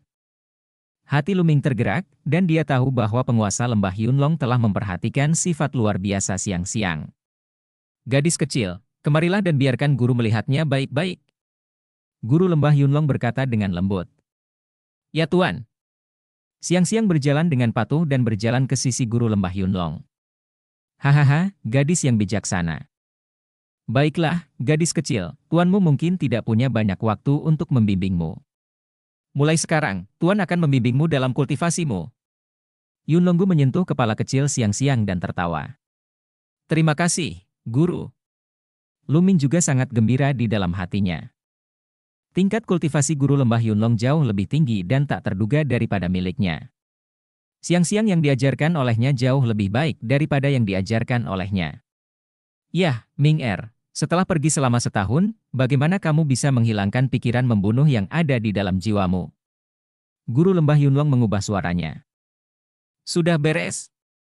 Luming mengangguk. Itu bagus, Ming Er, aku punya kabar buruk untukmu. Beberapa hari yang lalu, aku menerima kabar bahwa Sekte Putra Dewa Surgawi telah menerobos ke alam suci, kata Yunlonggu, wajahnya sedikit serius. Apakah Putra Tuhan telah menerobos ke alam suci? Luming mengangkat alisnya. Ming Er, masih ada 1,5 tahun hingga konferensi Dingbao berikutnya. Dalam 1,5 tahun ini, bahkan jika kamu berlatih dengan seluruh kekuatanmu, kamu mungkin tidak dapat mengejar Putra Tuhan. Oleh karena itu, aku ingin mengirimmu ke suatu tempat. Tempat itu, mungkin aku akan memberimu kesempatan untuk mencobanya. Kata penguasa lembah Yunlong. Tuan, di mana tempat ini? Luming bertanya dengan rasa ingin tahu. Guru lembah Yunlong berkata setahun yang lalu bahwa dia akan mengirimnya ke suatu tempat dan memintanya kembali dalam setahun. Luming selalu sangat penasaran. Tempat itu disebut Medan Perang Ratusan Suku. Ini adalah tempat yang sangat berbahaya, dan juga tempat yang penuh dengan peluang tanpa akhir. Hanya dengan pergi ke sana Anda dapat memiliki kesempatan untuk melawan Putra Tuhan di konferensi Dingbao berikutnya. Situasi spesifik akan segera diumumkan. Guru akan memberitahu Anda harus mulai dari mana. Oke, bawa Xiangxiang keluar, atur tempat tinggal Xiangxiang, dan kenali dia dengan lembah Yunlong. Kami akan berangkat dalam 3 hari, kata sang master dari lembah Yunlong. Luming mengangguk, mengucapkan selamat tinggal pada guru lembah Yunlong, dan meninggalkan gua lembah guru Yunlong dengan wewangian. Belakangan, Luming memilih sebuah gua di dekat guanya untuk ditinggali Xiangxiang. Lembah Yunlong sangat besar dan memiliki banyak gua, tetapi jumlah penduduknya hanya lebih dari 100, sehingga sebagian besar gua kosong. Xiangxiang, jika kamu memiliki pertanyaan tentang kultivasimu selama periode ini, kamu dapat bertanya kepada guruku. Luming berkata kepada Xiangxiang. Baiklah, guru, saya punya beberapa pertanyaan untuk ditanyakan. Xiangxiang mengangguk dan mulai menanyakan semua pertanyaan yang dia temui selama periode ini. Luming dengan sabar menjawabnya satu persatu untuk Xiangxiang. Setengah hari kemudian, Xiangxiang kembali ke gua untuk berlatih dengan puas. Dan Luming muncul di peta gunung dan sungai. Ming Lian mengambil tubuh keduanya dan duduk bersila di puncak gunung di peta gunung dan sungai. Di atas kepalanya, ada lempengan batu yang tergantung, memancarkan aura yang luas dan menakutkan. Lempengan batu ini merupakan lempengan batu Tai Chi yang diperoleh dari dataran Tianfeng. Selama kurun waktu ini, Ming Lian Qishan telah belajar. Akhirnya, disimpulkan bahwa ini adalah piringan formasi yang sangat menakutkan. Dengan bantuan piringan formasi ini, Ming Lian Qi menyalakan 2 lampu spiritual secara berurutan dalam waktu singkat. Kini, tubuh kedua Ming Lian telah menyalakan 8 lampu spiritual. Selama lebih dari setahun, badan kedua telah berlatih dan membuat kemajuan besar. Dengan tingkat kultivasi tubuh saat ini, cukup mengkomunikasikan hukum dengan prasasti, dan mencoba meminjam kekuatan hukum untuk menjadi semi suci. Namun, Luming tidak akan melakukan itu sekarang. 8 lampu spiritual terlalu sedikit. Dia perlu menyalakan 10 lampu spiritual sebelum dia mempertimbangkan untuk menjadi semi suci. Luming menyebut piringan formasi ini sebagai piringan formasi Tai Chi. berdengung. Sambil berpikir, alis Ming Lian dipenuhi dengan api spiritual emas, mengalir ke dalam susunan Tai Chi. Tiba-tiba, susunan Tai Chi bersinar, dan diagram Tai Chi Yin dan Yang muncul, memancarkan tekanan yang menakutkan. Diagram Tai Chi Yin dan Yang tampaknya mengandung kekuatan membunuh dan kekuatan penyegelan yang mengerikan. Kemungkinan besar ini adalah senjata kekaisaran, keberadaannya setingkat dengan cermin kuno Phoenix, sulit untuk mengerahkan 1/10.000 kekuatan disformasi Tai Chi dengan budidaya tubuh kedua. Meski begitu, Lu Ming merasa bahwa Ming Lian dapat dengan mudah membunuh kaisar bela diri tingkat 9 dengan mengendalikan susunan Tai Chi ini, dan bahkan dapat membunuh setengah orang suci biasa. Senyuman puas muncul di wajah Lu Ming. Kali ini di dataran Tianfeng, dia memperoleh terlalu banyak. Pelat susunan Tai Chi ini sendiri adalah harta yang tak ternilai harganya. Kekuatan tempur Lu Ming akan meningkat pesat, dan tubuh kedua Ming Lian bisa menjadi senjata terkuat Lu Ming. Setelah menontonnya sebentar, Lu Ming keluar dari diagram pegunungan dan sungai, menutup matanya dan mulai berlatih. 3 hari berlalu dalam sekejap mata, Lu Ming menyuruh siang-siang untuk membiarkannya tenang di lembah Yunlong, dan dia sekali lagi datang ke gua penguasa lembah Yunlong. Ming tuanku akan membawamu ke Gunung Yundi terlebih dahulu. Jika kamu ingin pergi ke medan perang ratusan suku, kamu harus pergi dari Gunung Yundi. Jelas guru lembah Yunlong. Gunung Yundi. Lu Ming bingung karena Changzhou belum pernah mendengar nama tempat seperti itu. Gunung Yundi tidak berada di Changzhou, tetapi di negara bagian lain yang dekat dengan Changzhou, disebut Yunzhou. Gunung Yundi adalah kekuatan paling kuat di Yunzhou, dengan pusat kekuatan setingkat kaisar yang memimpin. Guru lembah Yunlong terus menjelaskan. Bab 1587 Pasukan tingkat kaisar dan medan perang ratusan suku. Pasukan setingkat kaisar. Lu Ming terkejut. Kekuatan setingkat kaisar, dengan kaisar agung sebagai komandonya, lebih kuat daripada sekte lain manapun di Changzhou, atau bahkan lebih kuat dari gabungan semua sekte di Changzhou. Ada hal yang sangat berbeda antara memiliki kaisar agung yang bertanggung jawab dan tidak memiliki kaisar agung yang bertanggung jawab. Namun, beberapa buku klasik yang telah dibaca Lu Ming sebelum memperkenalkan Changzhou, dan sangat sedikit perkenalan di luar Changzhou. Yuan Lu sangat luas dan tidak terbatas. Setiap ahli tingkat kaisar dapat menduduki suatu wilayah dan membangun kekuasaan, dan wilayah itu adalah sebuah negara, dinamai menurut nama Kaisar Agung.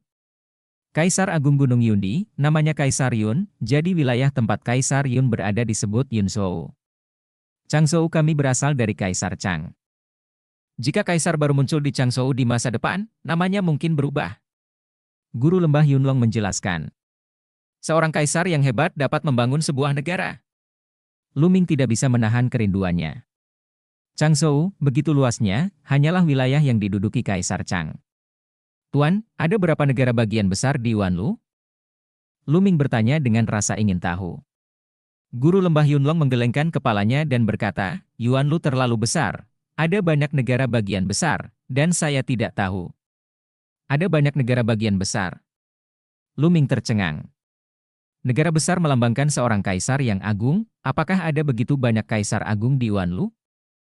Ming Guru, ini adalah peta beberapa area dekat Changzhou.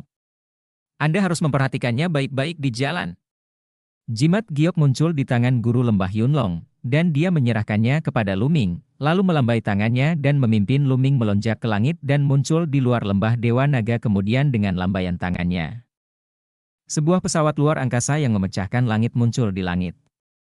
Pesawat luar angkasa pemecah langit ini berwarna ungu keemasan, dengan lekukan halus dan ukiran pola indah di atasnya, terlihat sangat indah. Pada pandangan pertama, orang dapat mengatakan bahwa ini jauh lebih baik daripada pesawat luar angkasa pemecah langit yang didapat Lu Ming. Ming ayo. Master lembah Yunlong melangkah ke pesawat luar angkasa yang memecahkan langit, dan Lu Ming mengikutinya. Memanggil. Master lembah Yunlong mengendalikan pesawat luar angkasa yang memecahkan langit, yang berubah menjadi seberkas cahaya dan menghilang di sini.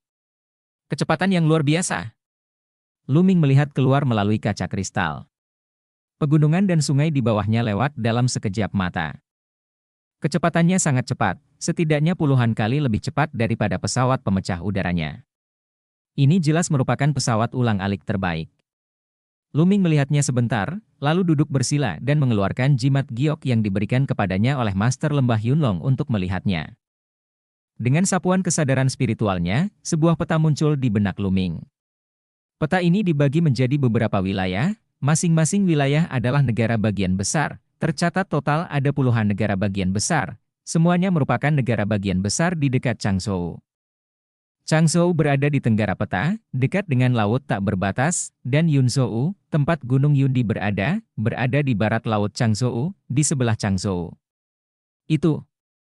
Dishou, keluarga Di. Tiba-tiba, mata Luming menyipit.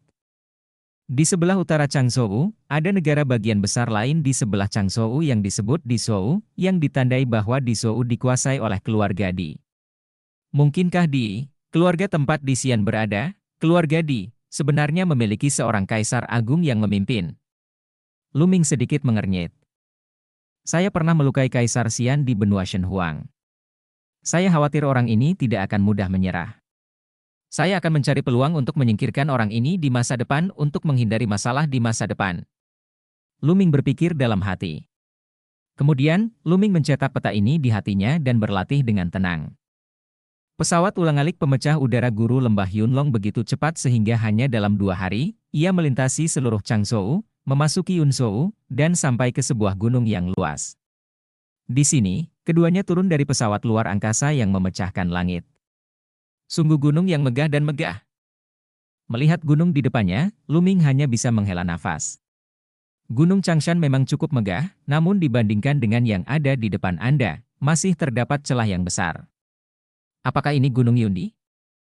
Melihat pegunungan di kejauhan, Luming merasa ada keagungan tertinggi yang memancar dari Gunung Kaisar Awan. Keagungan ini sepertinya berdiri di atas semua makhluk hidup, dan setiap orang harus memberi penghormatan padanya. Inilah keagungan Kaisar.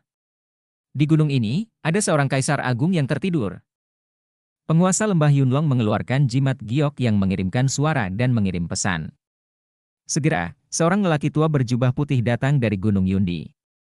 Saudara Yun, kamu sangat bebas hari ini, kenapa kamu tidak datang ke Gunung Yundi? Kata lelaki tua berjubah putih itu sambil tersenyum. Tidak ada yang serius. Saya ingin mengirim murid saya ke medan perang ratusan suku. Saya di sini untuk menemui teman lama Anda. Kata Master Lembah Yunlong. Haha, kamu datang menemuiku untuk sebuah kebohongan, tetapi mengirim muridmu ke medan perang ratusan suku itu nyata.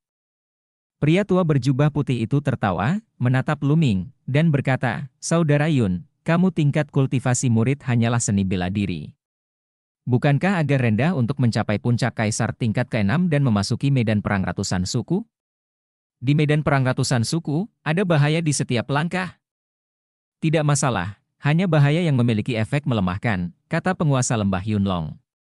Baiklah, ikutlah denganku. Gunung Yundi juga berencana untuk mengatur sekelompok pemuda jenius untuk memasuki medan perang ratusan suku untuk berlatih dalam 2 hari terakhir. Kalau begitu, kita bisa pergi bersama, jadi kita bisa memiliki seseorang untuk diurus. Kita, kata lelaki tua berjubah putih. Lalu dia membawa Luming dan Guru Lembah Yunlong ke Gunung Yundi, dan kemudian mengatur halaman untuk tempat tinggal mereka berdua. Saudara Yun, kamu tinggal di sini selama 2 hari. Setelah 2 hari, aku akan membawa si kecil ini ke medan perang ratusan suku. Setelah mengatakan ini, lelaki tua berjubah putih itu mengucapkan selamat tinggal dan pergi. Ming Er, kamu pasti penasaran, tempat seperti apa yang menjadi medan perang ratusan suku? Pada saat ini, penguasa Lembah Yunkong memandang Luming. Luming mengangguk, dia memang penasaran. Konon pada zaman dahulu terjadi perang ratusan suku di daerah itu. Pertempuran tersebut begitu dahsyat hingga bumi hancur dan bumi hancur. Menurut legenda, banyak ahli setingkat kaisar yang tewas. Medan perang ratusan suku. Di medan perang ratusan suku. Di medan perang suku, karena terlalu banyak orang kuat yang mati, terutama yang kuat setingkat kaisar, hukum langit dan bumi berada dalam kekacauan di daerah itu. Orang-orang kuat di alam suci tidak dapat masuk ke dalamnya karena wilayah mereka telah kehilangan hukum. Begitu Anda masuk ke dalamnya, Anda akan terpengaruh oleh hukum yang kacau di sana, menyebabkan hukum Anda sendiri berada dalam kekacauan. Sekali, yang kuat manusia dari alam suci masuk, dan yang terburuk, hukum berada dalam kekacauan dan dia menjadi gila dan mati. Yang terburuk, budidayanya benar-benar hancur. Guru Lembah Yunlong menjelaskan. Sangat menakutkan? Luming terkejut. Ya, jadi di medan perang ratusan suku, orang-orang kuat di atas alam suci tidak berani masuk ke dalamnya. Hanya mereka yang berada di bawah alam suci yang bisa masuk ke dalamnya. Beberapa setengah orang suci juga telah memahami hukum, tetapi karena mereka tidak memahami hukum kuat, mereka juga bisa masuk. Selain itu, ada terlalu banyak orang kuat yang berpartisipasi dalam medan perang ratusan suku, dan terlalu banyak orang kuat yang jatuh.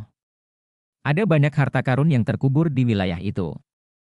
Itu hanyalah sebuah harta karun yang sangat besar harta karun. Banyak kekuatan tingkat kaisar akan mengirimkan ahli untuk masuk. Seiring waktu, itu telah berkembang menjadi tempat pelatihan bagi para jenius.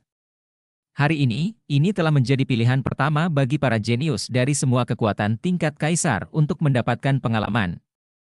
Para jenius tak tertandingi dari kekuatan tingkat kaisar masuk satu demi satu, mengasah diri mereka dalam hidup dan mati, dan mencari terobosan. Jadi ini adalah tempat di mana peluang dan krisis hidup berdampingan, karena banyak orang jenius yang masuk dengan tujuan untuk melemahkan diri mereka sendiri.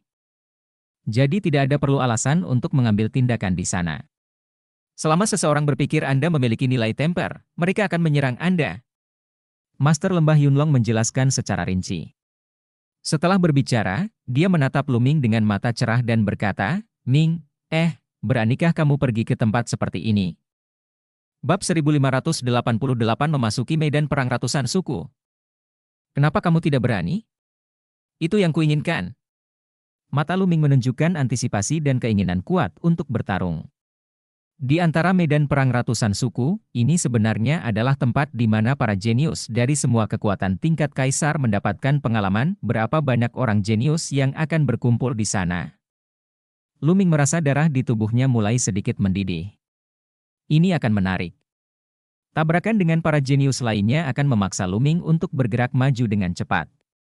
Ming Guru, saya benar-benar melihat Anda dengan benar.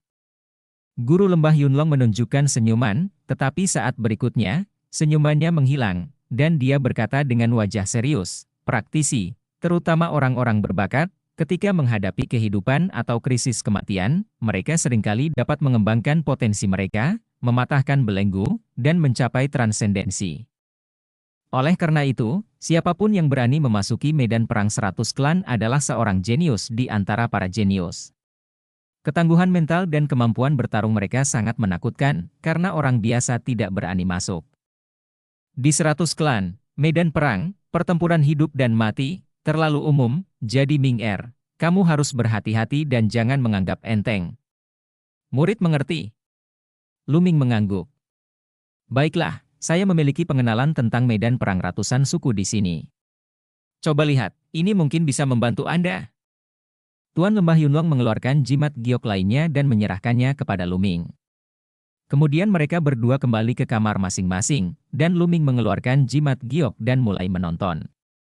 Dalam sekejap mata, 2 hari berlalu. 2 hari kemudian, lelaki tua berjubah putih itu datang ke halaman. Anak kecil, ikut aku. Kata lelaki tua berjubah putih itu sambil tersenyum. Tuan, murid, pergilah. Luming menangkupkan tinjunya ke arah Guru Lembah Yunlong. Silakan, saya percaya pada Anda, saya pasti akan mengalahkan musuh yang kuat di konferensi Dimbao berikutnya. Kemudian, Anda dapat mengabaikan generasi muda Changshou, kata penguasa Lembah Yunlong. Haha, Saudara Yun, kamu sangat percaya diri dengan muridmu. Orang tua berjubah putih itu tersenyum, lalu melambaikan tangannya, dan sebuah kekuatan menyelimuti Luming, membawa Luming ke udara. Setelah beberapa saat, lelaki tua berjubah putih itu membawa Luming ke sebuah ngarai. Di dalam ngarai tersebut terdapat sebuah altar besar dengan ukiran prasasti di sekelilingnya. Altar teleportasi. Luming melihat bahwa ini adalah altar teleportasi. Ini adalah pertama kalinya dia melihat altar teleportasi di Yuanlu. Ruang Yuanlu terlalu stabil. Jika Anda ingin mendirikan altar teleportasi dan berteleportasi lintas domain, biayanya sangat tinggi, dan sumber daya yang dibutuhkan juga sangat besar. Di Lembah Dewa Naga, Hanya ada altar teleportasi yang menuju ke luar negeri, tetapi tidak ada altar teleportasi yang menuju ke wilayah lain di benua Yuan, mungkin hanya kekuatan setingkat kaisar yang memilikinya. Di samping altar, ada 4 pemuda.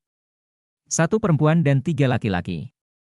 Wanita itu bertubuh jangkung dan mengenakan baju besi berwarna perak, namun tetap tidak bisa menyembunyikan sosok seksinya, ia terlihat sangat tampan. 3 pemuda lainnya semuanya mengenakan jubah putih dengan sulaman awan. Ketika lelaki tua berjubah putih membawa Luming tiba, keempat pemuda itu memandang Luming dengan rasa ingin tahu. Izinkan saya memperkenalkan Anda kepadanya. Namanya Luming. Kali ini dia akan pergi ke medan perang ratusan suku bersama Anda. Pria tua berjubah putih itu memperkenalkan secara singkat. Luming? Nama ini sangat aneh. Kenapa kamu belum pernah mendengarnya? Salah satu pemuda bertanya dengan bingung. Pria ini memiliki rambut hijau tua dan terlihat sangat mencolok. Dia bukan dari Gunung Yundi, tapi dari Changzhou, lelaki tua berjubah putih itu memperkenalkan. Changzhou. Ketika dia mendengar bahwa Luming berasal dari Changzhou, pemuda berambut hijau itu menunjukkan sedikit rasa jijik di matanya. Dia menatap Luming dan berkata, kamu adalah orang di Kaisar Bela Diri tingkat 6, tetapi kamu sebenarnya ingin memasuki medan perang ratusan suku, hanya mencari kematian. Luming sedikit mengernyit dan berkata, saya akan berhati-hati saat memasuki medan perang ratusan suku. Hati-hati? Apakah kamu mencoba mengandalkan kami? Izinkan saya memberitahu Anda, di medan perang ratusan suku, ketika Anda bertemu jika Anda dalam bahaya, kami tidak akan menyelamatkan Anda. Pemuda berambut hijau itu mencibir, rasa jijiknya semakin serius. Saya akan bertanggung jawab atas hidup saya sendiri. Jika saya terbunuh dalam bahaya, itu hanya dapat dianggap sebagai kurangnya keterampilan akademis saya. Suara Luming juga menjadi lebih dingin. Nada suara pemuda berambut hijau itu membuatnya sangat tidak senang. Melihat Luming benar-benar berani berbicara dengannya dengan wajah dingin, pemuda berambut hijau itu mendengus dingin, dengan tatapan tajam di matanya, dan berkata, kamu sampah di Changzhou, bagaimana kamu akan mati? Yun Kai, oke, cukup sudah. Pada saat ini, wanita berbaju besi perak memarahi. Pemuda berambut hijau itu sepertinya sangat takut pada wanita berbaju besi perak. Dia mencibir 2 kali dan tidak berkata apa-apa lagi. Luming, namaku Yunsi. Wanita berbaju besi perak memperkenalkan dirinya. Halo. Luming mengangguk. Luming, kamu tidak perlu khawatir dengan kata-kata Yun Kai. Karena kamu memasuki medan perang ratusan suku bersama kami secara alami akan saling menjaga jika kondisinya memungkinkan, kata Yunsi. Implikasinya adalah jika mereka menghadapi bahaya, mereka akan menjaga Luming sesuai kemampuan mereka. Para jenius dari kekuatan kekaisaran ini memiliki rasa superioritas yang mendalam ketika menghadapi orang-orang dari kekuatan non-kekaisaran. Meskipun Yunsi baik, dia masih memiliki sedikit rasa superioritas. Luming tersenyum tipis, tidak berkomitmen, dan tidak menjelaskan. Luming, nama mereka Yun Feng dan Yun Kue.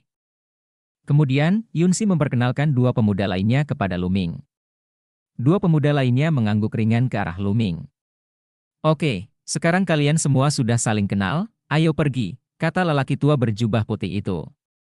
Semua orang mengangguk dan melangkah ke altar teleportasi. Orang tua berjubah putih itu melambaikan tangannya, dan altar mulai bersinar, sebuah pintu keluar angkasa terbentuk, dan Luming dan 5 orang lainnya melangkah masuk satu demi satu. Dunia berbalik, dan Luming merasakan matanya menjadi gelap. Sungguh kekuatan rotasi ruang yang sangat kuat. Sebuah pikiran muncul di benak Luming. Semakin stabil ruangnya, semakin kuat gaya rotasi alaminya selama teleportasi luar angkasa. Saat berikutnya, kekuatan rotasi menghilang, dan Luming menemukan dirinya berada di platform besar. Peronnya harusnya berada di puncak gunung, jika dilihat dari kejauhan yang terlihat adalah kawasan perbukitan yang membentang sejauh mata memandang. Di depan adalah medan perang ratusan suku. Kita sekarang berada di luar medan perang ratusan suku, kata Yunsi. Luming mengangguk. Dia telah membaca pengantar tentang medan perang 100 klan yang diberikan kepadanya oleh Master Lembah Yunlong. Siapapun dari pasukan tingkat kekaisaran yang ingin memasuki medan perang 100 klan hanya dapat berteleportasi keluar medan perang 100 klan, karena di dalam medan perang 100 klan medan perang, susunan teleportasi tidak dapat dibangun, aturannya terlalu membingungkan. Ayo pergi, kata Yunsi, terbang ke depan lebih dulu. Tim ini dipimpin oleh Yunsi, yang tingkat budidayanya paling tinggi, mencapai Kaisar Bela Diri tingkat 9, tiga lainnya semuanya berada di Kaisar Bela Diri tingkat 8. Selain itu, mereka yang berani memasuki medan perang ratusan suku untuk mengalaminya sangatlah kuat. Luming memperkirakan bahwa Yunsi dan 4 lainnya semuanya adalah roh duniawi yang unggul. Kelima orang itu terbang ke depan, dan segera, sebuah parit yang dalam muncul di depan mereka. Selokan dalam ini dibuka oleh generasi selanjutnya. Ini berfungsi sebagai tanda. Di depan parit yang dalam, Anda secara resmi akan memasuki medan perang ratusan suku, kata Yunsi. 5 orang terbang melintasi jurang. Begitu dia terbang melewati parit yang dalam, Luming merasakan ada yang tidak beres. Dia memperluas kesadaran spiritualnya dan menemukan bahwa hukum langit dan bumi memang sedang kacau. Bab 1589 ribuan pembunuh-pembunuh rumah. Kekacauan seperti ini tidak dapat dilihat dengan mata telanjang, bahkan jika tingkat kultivasinya terlalu rendah, tidak dapat dirasakan, hanya dapat dirasakan ketika mencapai tingkat tertentu. Namun, mereka tidak kuat di alam suci, dan hukum kekacauan berdampak kecil pada mereka. Medan perang ratusan suku terjadi pada zaman dahulu, jaraknya sudah sangat jauh dari sekarang, bumi diremajakan, sama seperti dunia luar, kecuali hukum langit dan bumi yang kacau balau. Ketika mereka tiba di sini, kelima orang itu menjadi tenang dan berhati-hati. Di medan perang ratusan suku, semakin dekat Anda ke pusat, semakin banyak orang kuat yang akan berkumpul. Kita harus lebih berhati-hati di pinggiran, dan kita akan baik-baik saja, bisik Yunsi. Beberapa orang mengangguk. Di medan perang ratusan suku, ketika ratusan suku bertempur, semakin sentral wilayahnya, semakin kuat orang-orang yang ikut berperang, dan tentu saja banyak harta yang tertinggal. Oleh karena itu, semakin kuat para jenius, semakin banyak mereka berkumpul di tengah, mencari peluang dan lawan untuk mengasah diri. Di pinggiran, beberapa jenius yang lebih lemah masih aktif. Kelima orang itu berlari ke depan tanpa menemui bahaya apapun. Mereka kadang-kadang bertemu dengan beberapa monster, yang sebagian besar tidak berlevel tinggi. Medan perang ratusan suku sangatlah besar, dan tak lama kemudian, setiap orang telah melakukan perjalanan puluhan ribu mil. Memanggil. Pada saat ini, suara yang sangat kecil terdengar, Yunfeng menjerit, salah satu lengannya terangkat, darah berceceran di mana-mana. Tidak, ada serangan diam-diam. Ekspresi Yunsi dan yang lainnya berubah drastis. Memanggil. Suara samar menerobos udara terdengar lagi, mundur. Yunsi berteriak dan mundur dengan tajam. Yang lainnya juga mundur dengan cepat. Engah. Mereka mundur cukup cepat, tapi Yunkue masih terkena. Tanda pedang yang dalam muncul di dadanya, dan darah mengalir. Tubuh rohnya menggeliat dengan gila, mencoba untuk pulih, tapi sepertinya terhalang oleh niat membunuh yang mengerikan.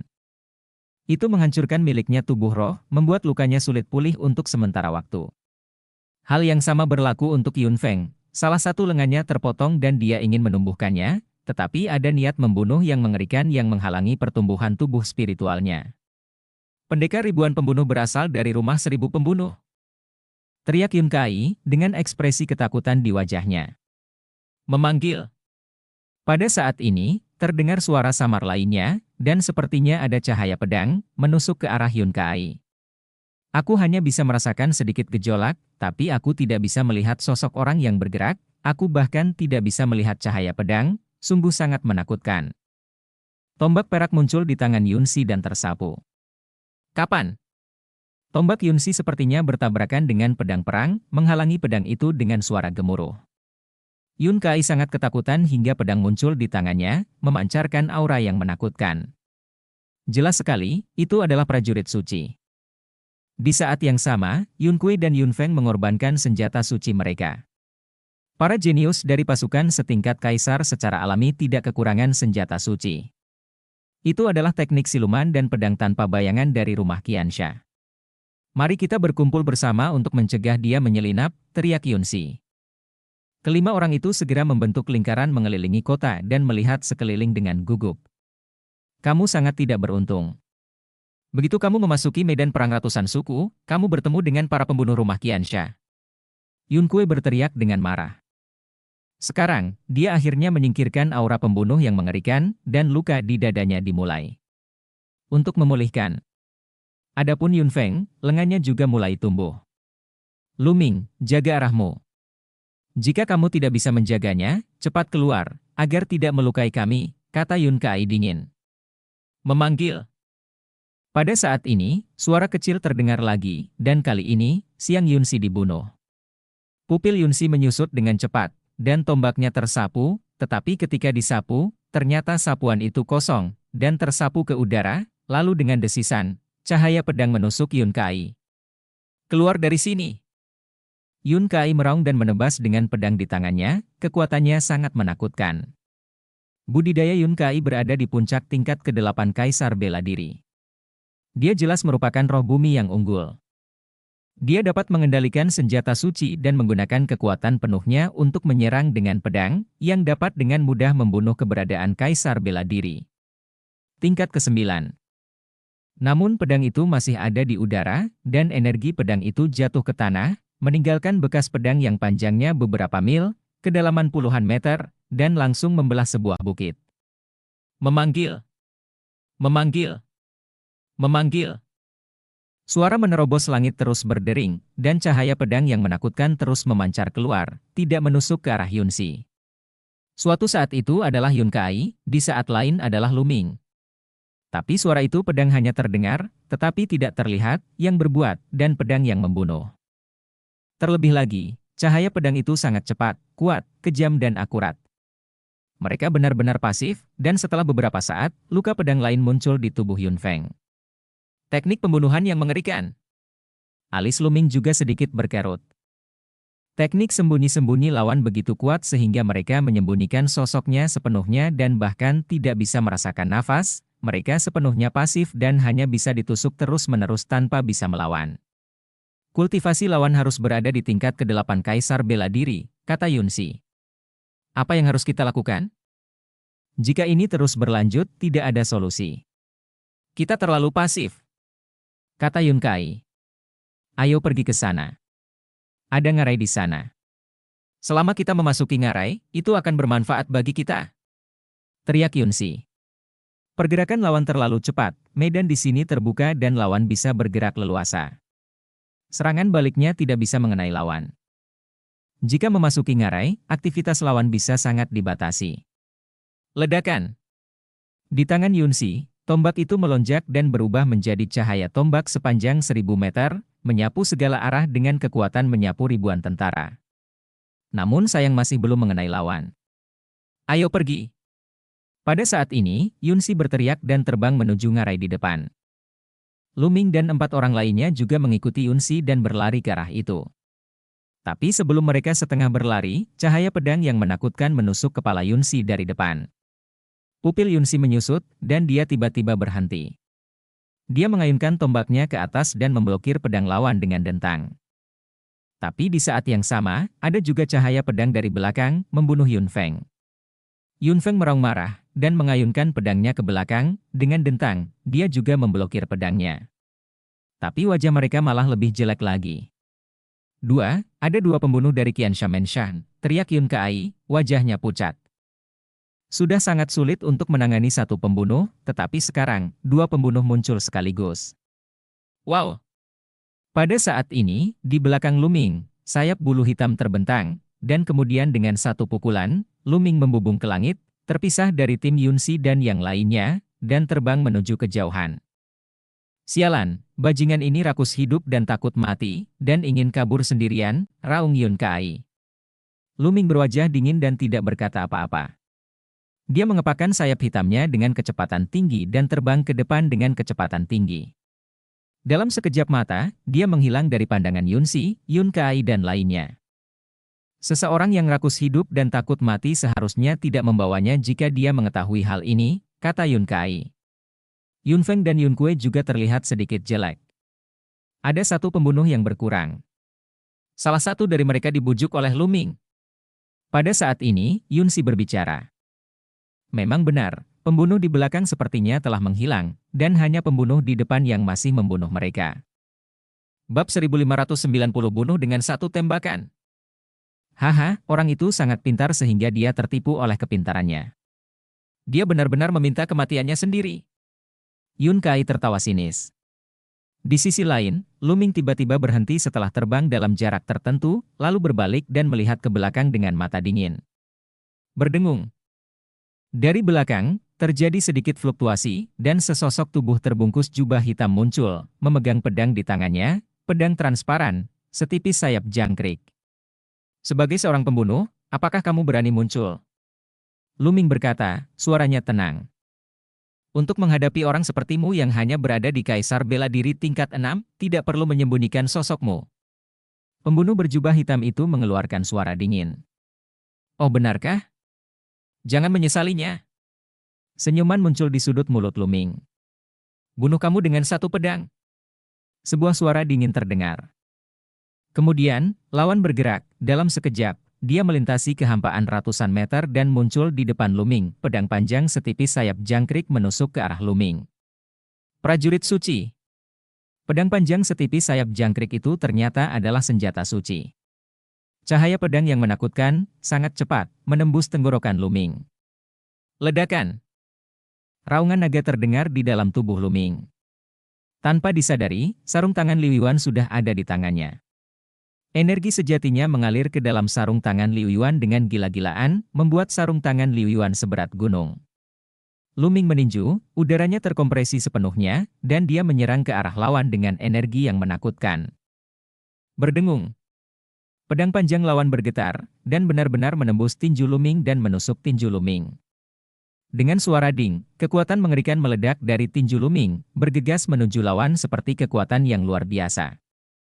Wajah lawan berubah drastis, pedang panjang setipis sayap jangkrik terus bergetar, dan sosok lawan pun ikut terpesona oleh kekuatan mengerikan dari pukulan tersebut. Engah!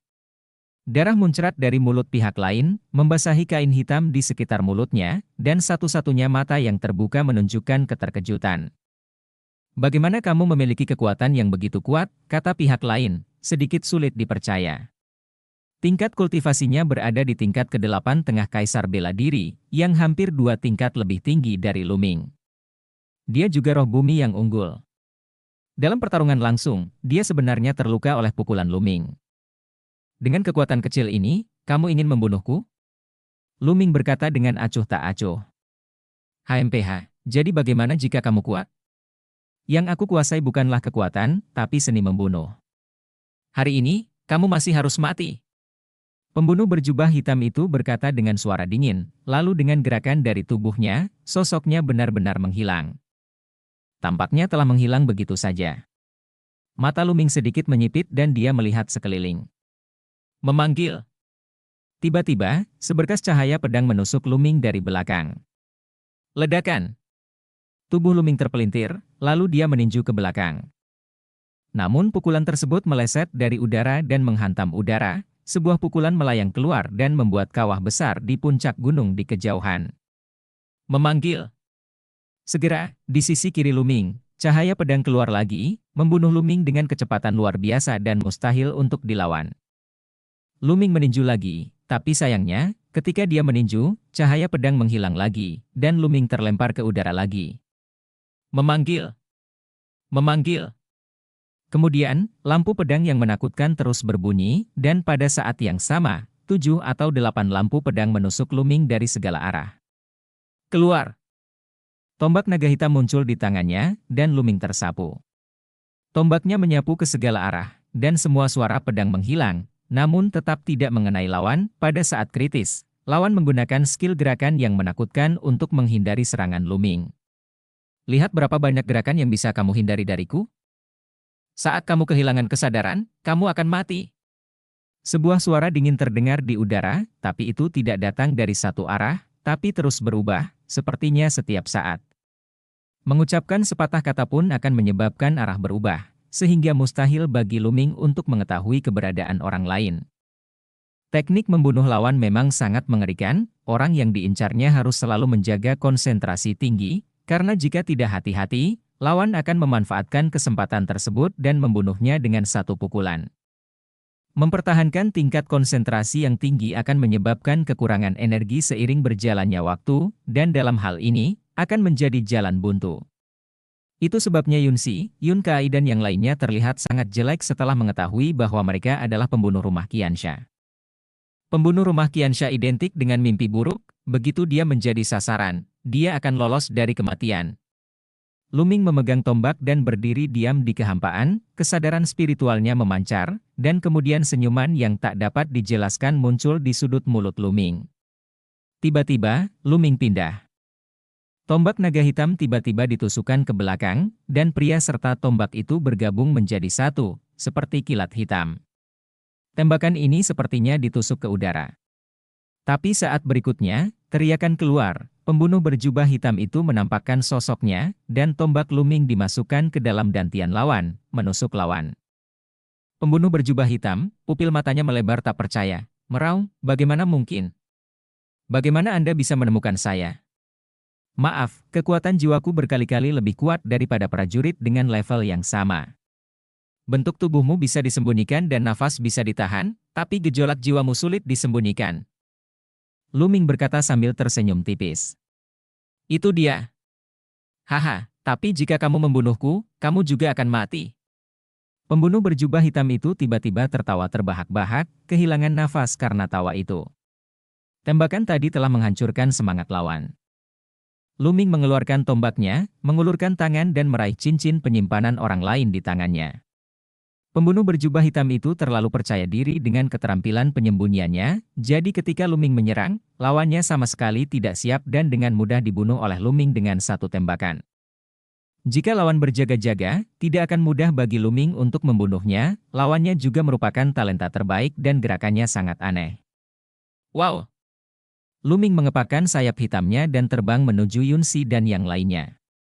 Saat ini, Yunxi dan Yun Kai sedang bersembunyi di ngarai, menjaga diri mereka dengan hati-hati. Kita harus menemukan kesempatan untuk melukai pembunuh ini dengan parah. Jika tidak, ketika pembunuh lain membunuh Luming, kita akan dihadapkan dengan dua pembunuh ketika kita kembali. Bahkan di ngarai ini, kita akan berada dalam bahaya, kata Yun Kai. Dia percaya bahwa Luming sudah mati. Pada saat ini, terdengar suara terobosan di udara di kejauhan, dan Luming terbang.